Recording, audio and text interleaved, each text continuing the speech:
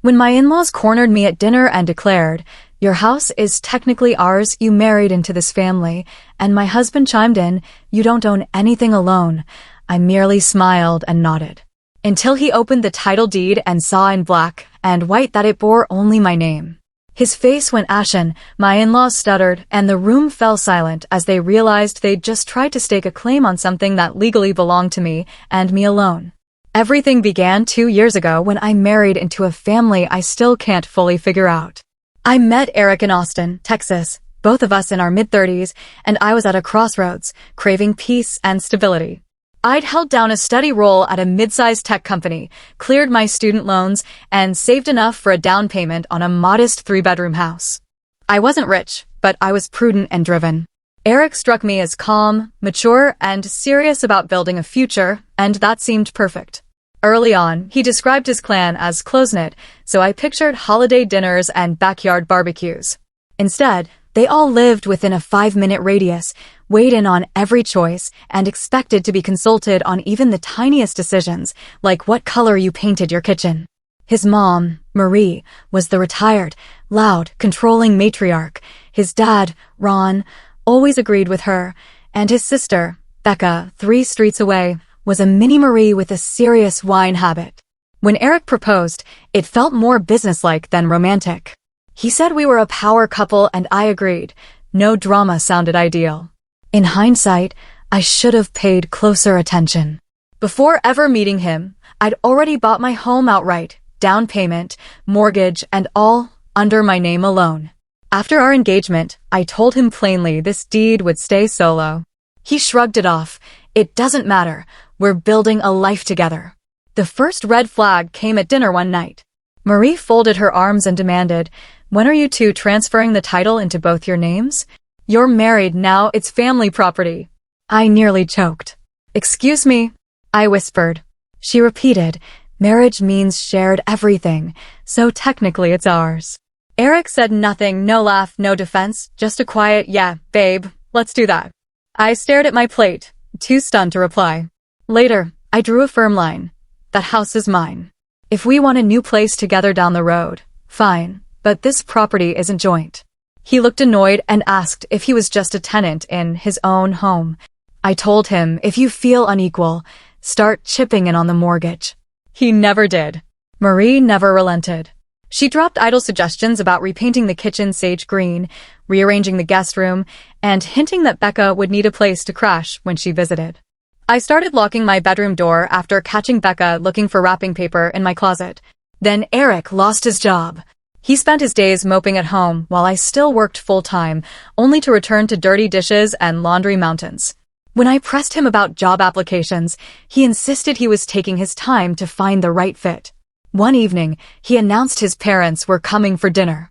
I made chili, tidied up, and braced myself.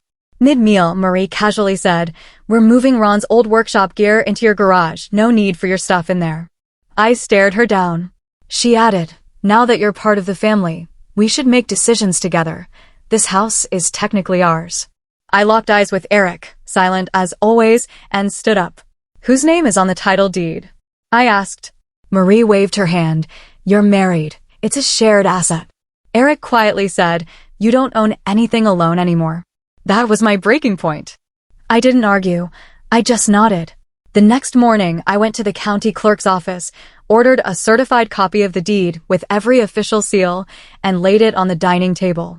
3 days later, Eric finally asked, "What's this?" I told him, "Open it." He flipped through, saw only my name, and asked, "What does this mean?" I said, "Proof this house is, and always will be mine. You were, and still are, a guest here." He went pale and mumbled about calling a lawyer. I shrugged. "Call whomever you want. You'll be out in 30 days. I haven't filed anything yet, but I've started packing his things. The guest room is off limits to his family, and new locks go in next week." 3 days after seeing the deed, he'd moved nothing, his shoes by the door, his suits in the closet. He avoided my gaze, expecting an outburst. But I'd moved past anger.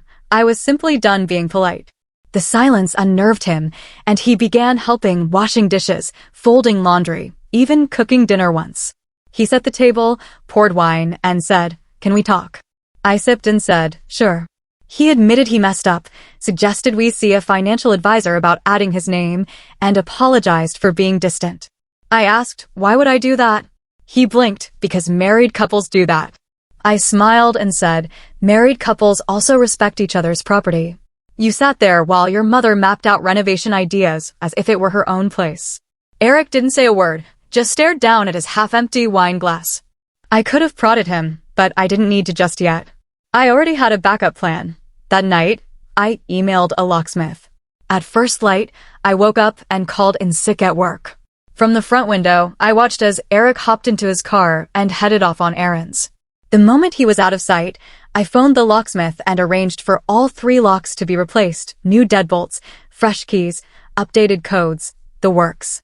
About 2 hours later, Eric pulled back into the driveway, only to find he couldn't get in. He knocked, then hammered on the door in frustration. I opened it an inch and slid him a box with his sneakers and toothbrush. He dropped his jaw and shot, "Are you serious?" I just said, "Yep." He shoved harder, but I held firm. "You're not on the deed. You don't pay rent, utilities, groceries, or cleaning. You don't even work. You're not a husband. You're just an extra mouth to feed. And now you're locked out." He spat back, "Fine, I'm calling my lawyer." I tossed over, "Be my guest." He stomped to his car, made the call, and 15 minutes later, guess who's pulling in? Marie. She barreled up like she owned the joint. "What the hell is going on?"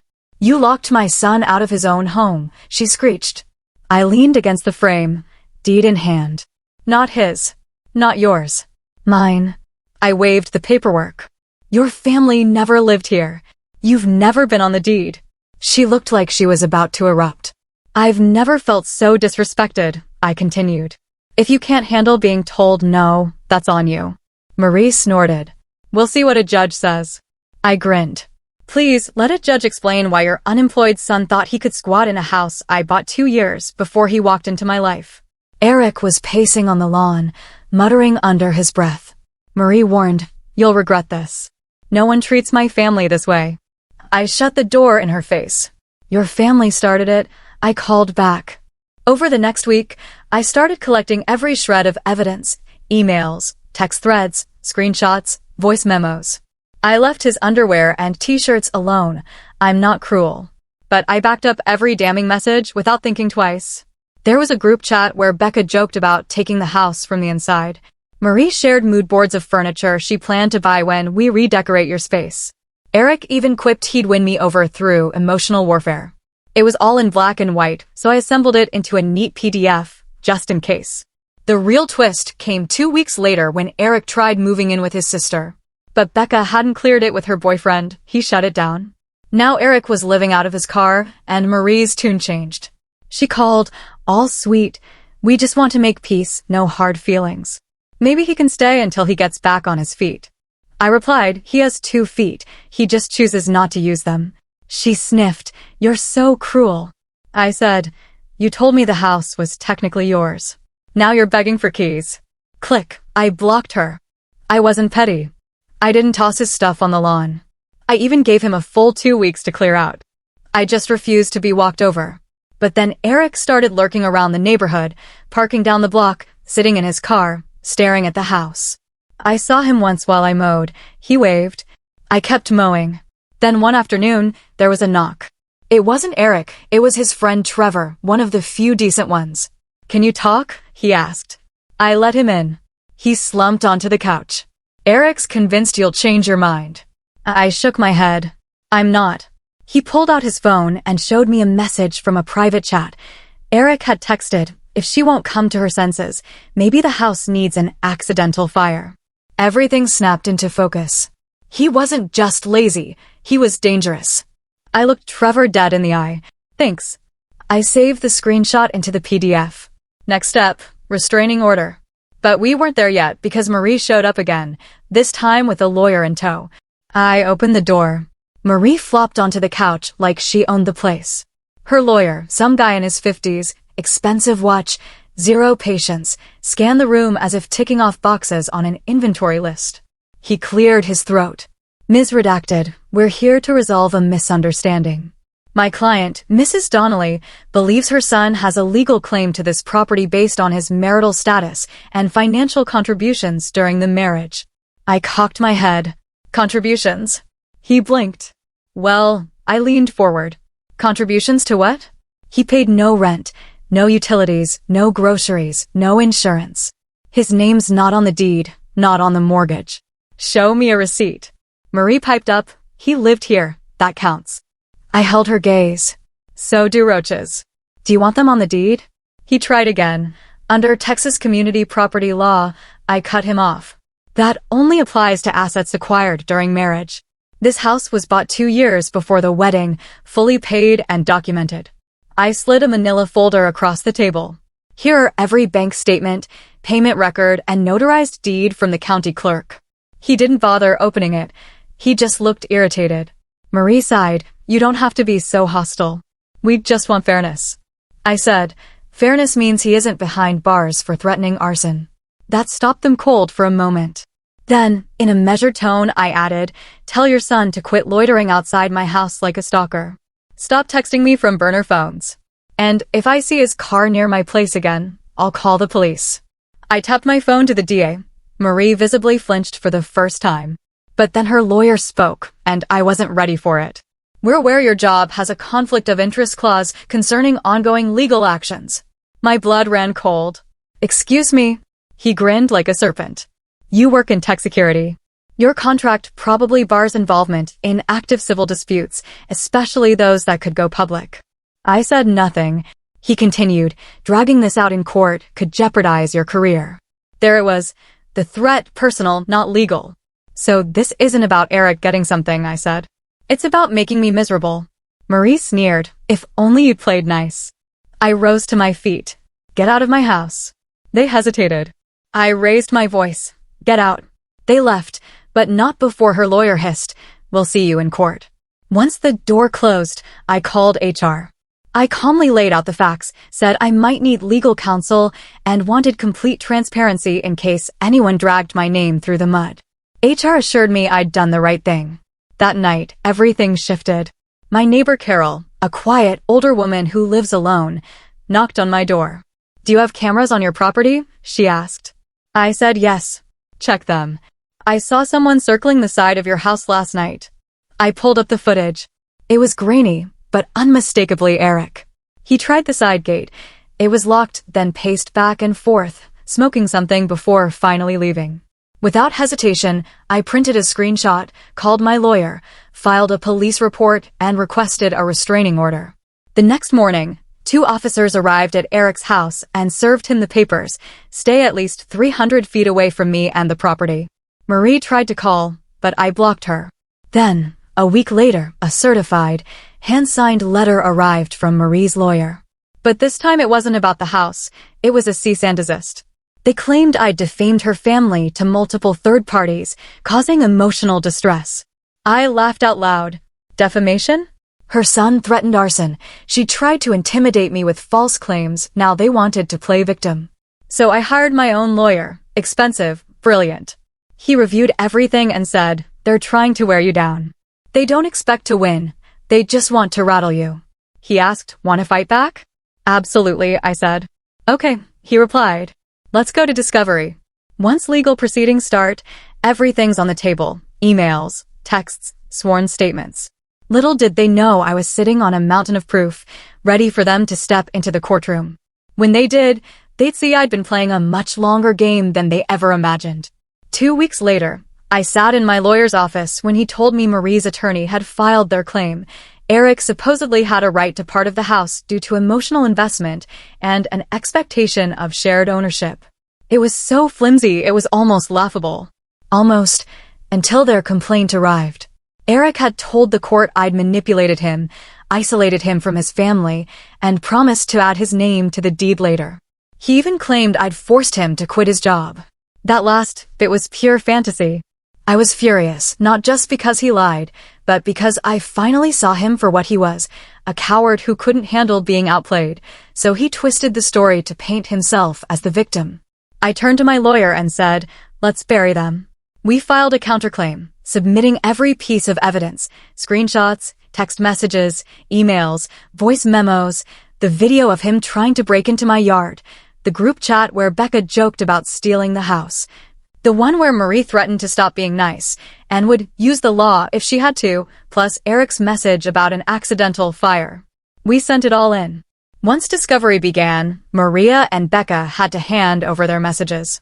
Becca hadn't properly deleted hers, and guess what we found? She'd been helping Eric figure out how to forge residency papers. There was even a draft lease showing him paying under the table toward the mortgage. It was so brazen my lawyer burst out laughing when he saw it. We also uncovered that Marie had taken out a $15,000 personal loan months earlier to bankroll Eric's legal fight, assuming he'd win quickly and I'd settle. They were so sure of themselves. On court day, they arrived polished and smug. I wore a clean suit, spoke only when necessary, and let my lawyer handle everything. 2 hours later, the judge, without even taking a recess, dismissed their claim, granted my restraining order permanently, and called their conduct bordering on harassment. Then came the real kicker. My lawyer filed for legal fees, and we won. Marie was ordered to pay $12,000. Eric ended up broke and living in his car, and Becca dumped him, saying she couldn't stay involved in something so toxic. Marie tried negotiating a payment plan. He refused. She sold her car, and I later heard she's now renting out rooms in her house to make ends meet. But I wasn't done. I reported that forged lease to the Texas Department of Insurance for fraud. I didn't expect much, but weeks later I received a notice. Marie was under investigation for attempted insurance fraud in a separate case from 2 years ago, a case I didn't even know existed. I have no idea how it ended for her, but it wasn't my battle anymore. 3 months after it all wrapped up, Eric texted me from a new number, saying he missed me and wanted to talk. I replied, "You said I didn't own anything alone, now you don't own a single place to sleep," and then I blocked him. Now the house is quiet and peaceful. I sit on my porch with my coffee, looking at the driveway where his car used to be. I still check the mail sometimes, no apology ever arrives. But I don't need one. Everyone knows who this house belongs to, and I sleep just fine. After that, life shifted into a slower, steadier rhythm. With the court battle behind me, I finally had the mental space to focus on the house itself. It wasn't just a symbol of victory anymore, but a place to rebuild. I spent the first weekend clearing out the remnants of their trespasses, torn flyers, crumpled draft leases, and the rusty lock Eric had mangled trying to force his way in. I recycled the papers and replaced the lock with heavy-duty hardware, feeling a satisfaction I hadn't experienced in years. Inside, the walls still bore faint scratches from their desperation. I patched and repainted them in a warm shade of gray, something neutral and calming. The old carpet was stained beyond salvage, so I ripped it out to reveal hardwood floors that creaked just enough to remind me of the home's history. I hired a local crew to refinish them, and each time I stepped barefoot onto the newly polished boards, I felt more grounded. Over the next few months, I tackled one project at a time. The kitchen cabinets were dated, so I swapped out the handles for sleek, matte black pulls and had the cabinet faces repainted white. I tore down the wallpaper in the dining room, peeling floral patterns that felt like someone else's claim on my life, and replaced it with a textured paint finish. Every swipe of a brush, every fixture I upgraded, was a statement. This was my space, free of their toxicity. Friends pitched in to help. Becca, who distanced herself from Eric, reached out to apologize for her part. She showed up one Saturday morning with donuts and a paint roller, saying she wanted to make amends. We spent hours repainting the downstairs hallway, joking about her terrible first attempt at painting my stairs blue. She stayed for dinner, mac and cheese from my grandmother's recipe, and for the first time, I felt genuine forgiveness. Not because I'd forgotten her errors, but because she made the effort to change. Marie, on the other hand, was a ghost. I'd heard through the grapevine that she'd moved out of state, determined to start over and avoid further legal trouble. I never reached out. Some wounds are meant to heal at a distance. Eric, too, faded from my world after I blocked him, though I occasionally wondered if he'd managed to get back on his feet. In a way, that uncertainty was enough closure. With the house coming together, I decided to host a small housewarming gathering. I invited the friends who'd stuck by me, and even Becca, though I left it up to her to decide if it was too soon. I baked cookies and set out candles. When the doorbell rang, I opened it to hugs and laughter. We moved through the rooms, pointing out fresh paint, sharing memories of late-night anxiety over stolen text threads, and celebrating each new light fixture I'd installed. The house felt alive, not just with my efforts, but with the collective goodwill of the people who cared about me. That night, I stood on the porch as everyone left, holding an empty coffee mug. The street was quiet, the driveway clear. I closed my eyes and breathed in the spring air, warmed by the porch light. This was more than triumph in court. It was reclaiming my peace. Over the next year, I settled into a new routine. I started a small rooftop garden, tomato plants and herbs, so I could step outside in the morning and clip fresh basil for omelets. I painted a mural on the back fence, a simple skyline with watercolor washes that reminded me of home. Neighbors began to recognize me. I'd wave as I filled my watering can or shuffled to the mailbox. No more fear of trespassers or false claims. It was just me and the slow progress of everyday life. Professionally, I felt emboldened too. I pitched a series of storytime videos chronicling this entire ordeal, from being targeted and manipulated to fighting back and finding closure. My channel, which had always thrived on dramatic tension, received an outpouring of support when I shared snippets of the renovation. Viewers were invested in the house as much as me, asking for paint brands, offering landscaping tips, celebrating each courtroom victory in the comments. As the house grew into its own, so did I. I started therapy to unpack the lingering resentment toward my family for abandoning me when I needed them most. Sessions were hard at first, revisiting feelings of betrayal and isolation. But bit by bit, I learned to separate my self-worth from their actions. I discovered resilience I hadn't known I possessed. In the quiet moments, late-night coffees on the porch, early morning sunlight streaming through the kitchen window, I felt contentment that no legal settlement or restraining order could ever guarantee. One evening, about a year after the trial, I received an unexpected letter, Marie's final payment confirmation. The $12,000 had cleared. No fanfare, just a simple acknowledgement from my lawyer. I shredded the notice, feeling neither glee nor vindictiveness, but relief. It was a chapter closed. Looking back, I realized that the real victory wasn't the money or the restraining order. It was reclaiming my autonomy. It was transforming a battleground into a sanctuary. It was choosing who enters my life and who remains in my rearview mirror. Now, when I sit on my porch with that signature coffee at sunrise, I see more than just my driveway. I see every step that brought me here, the lies unraveling in discovery, the judge's gavel falling, the fresh coat of paint drying on the walls. I see a home that's mine in every sense. And I sleep like I haven't in years, soundly, peacefully, and on my own terms.